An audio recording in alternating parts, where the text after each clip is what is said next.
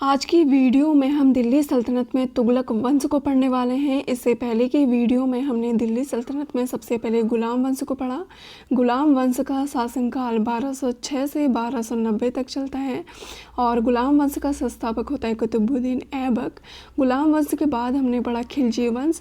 खिलजी वंश 1290 से 1320 तक चलता है और खिलजी वंश का संस्थापक होता है जलालुद्दीन फिरोज खिलजी, जिसका वास्तविक नाम मलिक फिरोज होता है।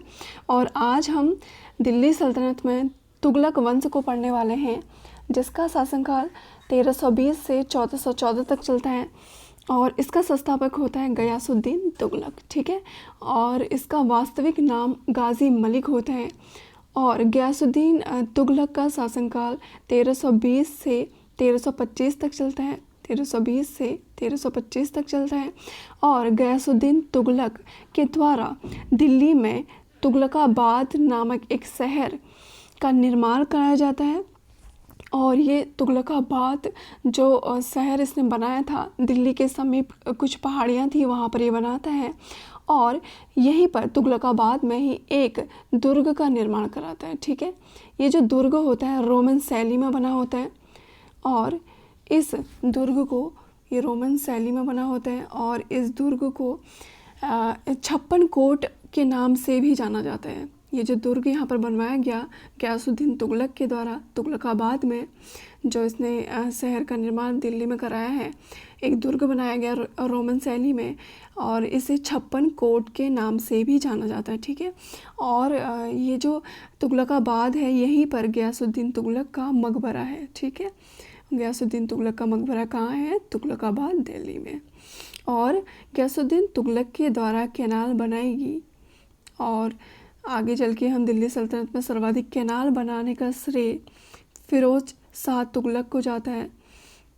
और इसके बाद इसके आगे क्या होता है कि इसका बेटा होता है एक शहजादा जौना खां। कौन? शहजादा जौना खां। ये जो जौना खां है, ये इतिहास में मोहम्मद बिन तुगलक के नाम से दिल्ली सल्तनत में शासन करता है, तुगलक वंश में।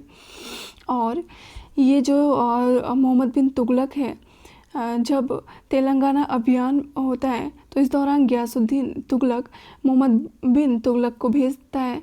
तो इस दौरान जो ये मोहम्मद बिन तुगलक है, ये तेलंगाना की राजधानी को, यानी तेलंगाना की जो राजधानी थी वारंगल, इसे दिल्ली में मिला लेता है। ठीक है, इसके द्वारा ये काम किया जाता है वारंगल तेलंगाना अभियान के दौरान। और फिर उसके बाद इसी के समकालीन गयासुद्दीन तुगलक के समकालीन एक सूफी संत होते हैं हज़रत निज़ामुद्दीन औलिया। ये एक सूफी संत थे। 1325 में जब बंगाल स्वतंत्र घोषित कर देता है स्वयं को, तो उनका दमन करने के लिए गयासुद्दीन तुगलक यहाँ पर जाए रहते हैं। गयासुद्दीन तुगलक यहाँ जाते हैं बंगाल में इनका दमन करने के लिए। तो इस दौरान जो हज़रत निज़ामुद्दीन औलिया एक सूफी संत हैं, वो भविष्यवाणी करते हैं कि जो गयासुद्दीन तुगलक है वो अब कभी नहीं आएगा। ठीक है, वापस नहीं आएगा। और जो निज़ामुद्दीन औलिया गयासुद्दीन तुगलक के समकालीन यहाँ पर हैं एक सूफी संत, इनके द्वारा 5000 सिक्के जनता में गयासुद्दीन तुगलक के राजकोष से बंटवा दिए जाते हैं। और जब गयासुद्दीन तुगलक को पता चलता है कि उसके राजकोष से हज़रत निज़ामुद्दीन औलिया ने 5000 सिक्के जनता में बांट दिए हैं, तो उनके द्वारा संदेश भिजवाया जाता है कि जब वो वापस आएंगे तो हज़रत निज़ामुद्दीन औलिया को मृत्युदंड दिया जाएगा। ठीक है, मृत्युदंड दिया जाएगा। और जब हज़रत निज़ामुद्दीन औलिया को पता चलता है कि उसे मृत्युदंड देंगे गयासुद्दीन तुगलक, तो वो कहता है कि हनूज़ दिल्ली दूरस्त। इसका मतलब होता है कि अभी दिल्ली बहुत दूर है। जैसे कि वो पहले ही भविष्यवाणी कर देता है कि गयासुद्दीन तुगलक अब नहीं आने वाला है वापस। और वो जनता से कहता है कि अपना जो प्रतिनिधि है वो गयासुद्दीन तुगलक के बेटे जौना खां यानी मोहम्मद बिन तुगलक को मान लीजिए। हालांकि फिर बाद में गयासुद्दीन तुगलक वापस आता है बंगाल से। तो फिर जब वो वापस आता है तो जो दिल्ली की जनता होती है वो बहुत ज़्यादा खुश होती है गयासुद्दीन तुगलक के वापस आने की खुशी में। और वो जो वहाँ की जनता है, वहाँ उनके द्वारा गयासुद्दीन तुगलक के रहने के लिए एक लकड़ी का महल बनाया जाता है। और ये जो लकड़ी का महल होता है इनके द्वारा बनाया जाता है जनता के द्वारा, और यहाँ पर कुछ टाइम के लिए ठहरते हैं गयासुद्दीन तुगलक।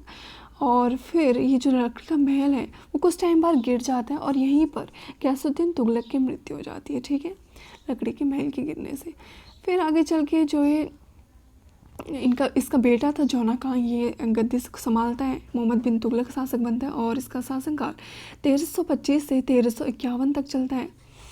और ये बहुत ज़्यादा मध्यकालीन भारत में देखें तो सभी सुल्तानों में ये बहुत ज़्यादा शिक्षित और विद्वान और योग्य व्यक्ति से बताया गया है।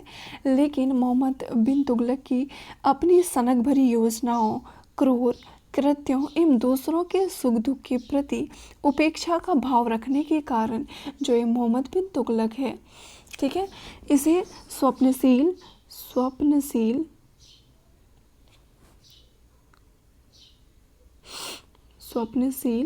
और पागल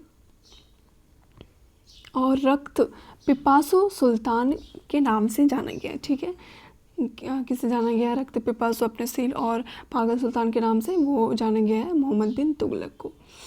और इसे ये जो मोहम्मद बिन तुगलक था ये अरबी और फारसी भाषा का विद्वान था, इसे बहुत ज़्यादा इसका ज्ञान था।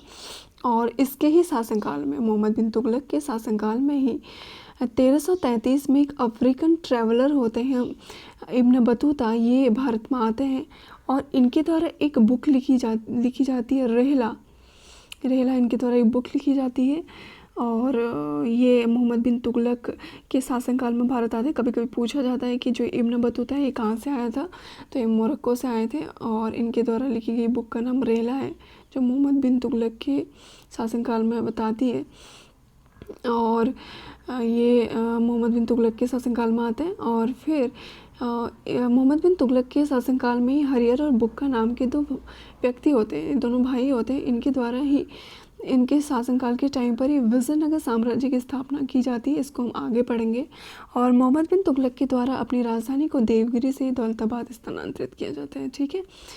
और मोहम्मद बिन तुगलक के द्वारा एक कृषि एवं सिंचाई विभाग की स्थापना की जाती है, जिसे दीवान ए कोही के नाम से जाना जाता है। और मोहम्मद बिन तुगलक के द्वारा सांकेतिक मुद्रा चलाई गई थी। सांकेतिक मुद्रा किसके द्वारा चलाई गई थी? मोहम्मद बिन तुगलक के द्वारा। ये जो सांकेतिक मुद्रा थी ये तांबे और पीतल की बनी हुई थी, तांबा और पीतल की बनी हुई थी, ठीक है।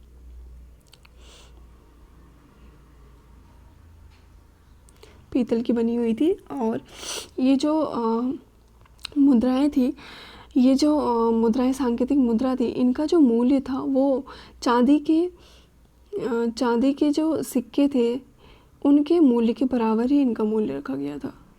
ये जो सांकेतिक मुद्राएं मोहम्मद बिन तुगलक ने चलाई थी, इनका मूल्य चांदी के मूल्य के बराबर ही था। और मोहम्मद बिन तुगलक के द्वारा ही जो ये संत थे हज़रत निज़ामुद्दीन औलिया, यहाँ पर मोहम्मद नहीं होगा, हज़रत निज़ामुद्दीन औलिया थे, इनके इस मोहम्मद बिन तुगलक के द्वारा इनका मकबरा बनाया जाता है दिल्ली में।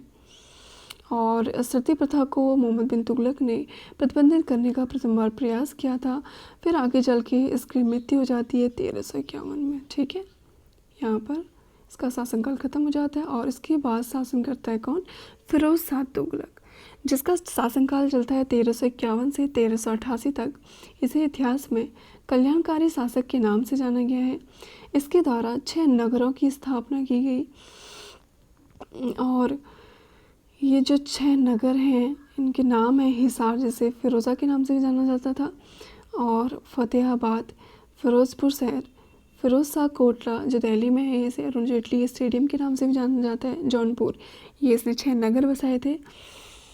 और इसे बगदाद के खलीफाओं के द्वारा कासिम अमीर उल मोमिन की उपाधि दी गई थी। किसे दी गई थी? कासिम अमीर उल मोमिन की उपाधि वो दी गई थी फिरोज शाह तुगलक को।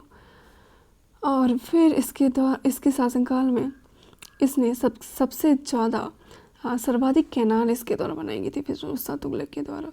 वैसे इसके द्वारा जो है फिरोज शाह तुगलक है 4 टाइप के कर ये लगाता है। खराज कर जो भूमि कर था, ज़कात कर मुसलमानों पर लगता था, जजिया कर गैर मुस्लिम कर था, लेकिन इसके द्वारा ब्राह्मणों पर भी कर जजिया कर लगाया गया था, ब्राह्मणों पर भी ये जजिया कर लगा दिया था किसने? फिरोज शाह तुगलक ने। और खुम्स जो था युद्ध पर लूटे गए माल पर लगता था। इसके द्वारा 2 विभागों की स्थापना की गई थी, दीवान ए खैरात, दीवान उल सिपा। जो दीवान ए खैरात था ये विधवा महिलाओं की मदद के लिए बना था, और दीवान उल सिपा ये एक चिकित्सालय था जिसमें मुफ्त जनता को मुफ्त चिकित्सा देने की व्यवस्था की गई थी। और ये दिल्ली में कोटला फिरोज शाह दुर्ग का निर्माण कराता है। और ये फिरोज शाह तुगलक की एक आत्मकथा है, फतुहात फिरोज शाही। ये फिरोज शाह की आत्मकथा है, ठीक है। और फिरोज शाह तुगलक के द्वारा अशोक के टोपरा स्तंभ और मेरठ स्तंभ, जो ये 2 स्तंभ थे, इन्हें दिल्ली में स्थानांतरित किया जाता है। फिर 1388 में इसकी मृत्यु हो जाती है, ठीक। इसकी मृत्यु 1388 में होती है। फिर आगे ही चल के नसीरुद्दीन महमूद गद्दी पर बैठता है 1394 से 1414 तक ही शासन करता है।